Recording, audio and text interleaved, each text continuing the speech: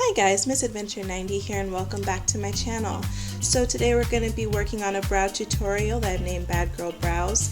If you like the look you see featured in this photo here, that is for my resting bitch face tutorial. So if you guys want to know how I achieved that look, don't forget to check out that video. So just jumping right into it here, I'm just using an angled brush here with an e.l.f. gel liner in the color Coffee, and I'm just starting out outlining my brows. And for this look, it's a little bit more dramatic and a little bit sharper of a look. So I'm actually going to be extending the tail of my brow quite a bit past where it normally stops. So we're just going to outline the under part of the brow first, and then we'll go in and fill out the rest later.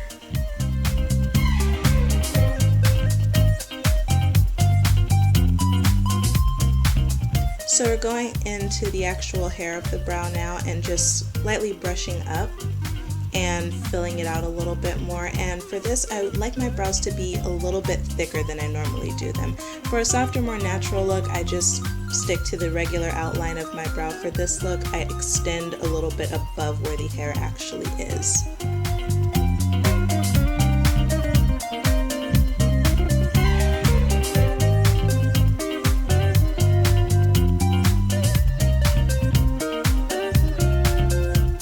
Just going in and kind of fading in the beginning of the brow. You don't want to make it too sharp in the front. It gives it a very harsh, very blocky, unflattering look if you make it just sharp and really filled in the front. So you kind of want to be a little bit more light-handed in the front than you are everywhere else, but as far as the rest of the brow, I actually want to have that really dark, heavy look.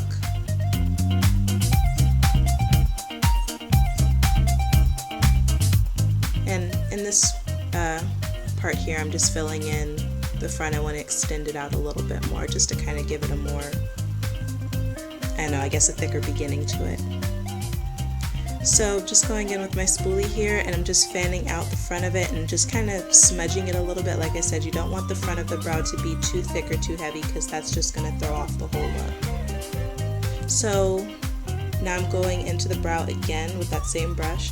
And this time I'm using a gel liner in the color Black, and I'm going over the tail end first, and then I'm going to bring it into the rest of the brow, maybe about halfway to a third of the way to the beginning.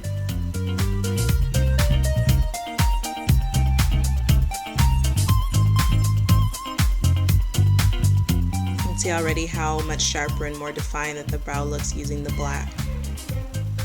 And I kind of like to mix them because using the black just by itself, it's easy to kind of go a little too heavy-handed with it, and it can be a little bit more messy when you go to clean it up with, you know, your concealer or your foundation, whatever it is you want to use. But doing it with the brown first kind of outlines everything for you so you can go back later. So like I said, I only fill in the rest of the brow with the black liner till about halfway, and I kind of top off the upper line, just kind of define it a little bit more, and the same for the bottom. So now I'm going in with my foundation to clean it up and just highlight my brows, and I'm using my Revlon color stain that I always use in the color 400 Caramel. And again, I like this foundation for arching my brows. I like it as a foundation by itself anyway, but it's really good because unlike some concealers and other foundations that kind of more so promote dewiness or having like a dewy kind of look, which translates to having oil or moisture, because you're using a gel liner, it's more prone to, this is not a smudge proof brow, I guess is what I'm trying to say. So this kind of helps to control that oil and, you know, any oil and oiliness or greasiness that you might get going on through the day. So this kind of helps to keep that under control.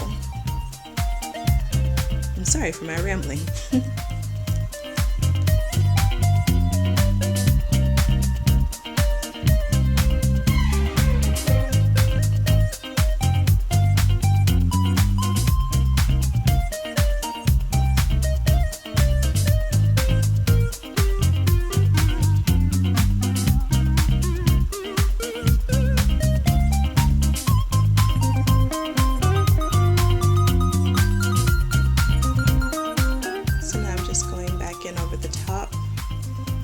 be careful here because underneath the bottom you have the guidance of your brow bone to kind of guide your brush along with, but the top, it's really free-handed, so just take your time and be careful when correcting your brows up here because this is where you actually can mess up. But you just kind of want to trace just right along the edge of the brow, and you want to get that tail nice and thin at the end to almost as sharp of a point as you can get it.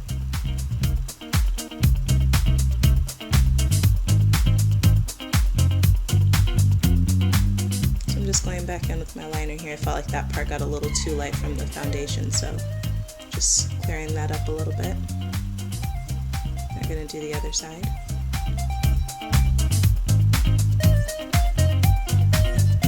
See how nice and clean that looks?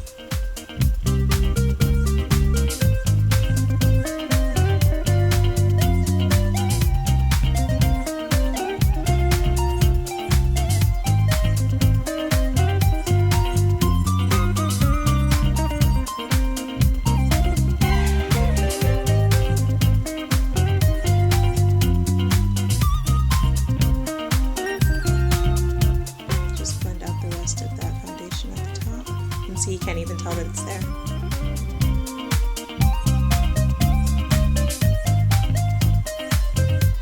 And same thing, just slightly going over any parts I feel like I got too close.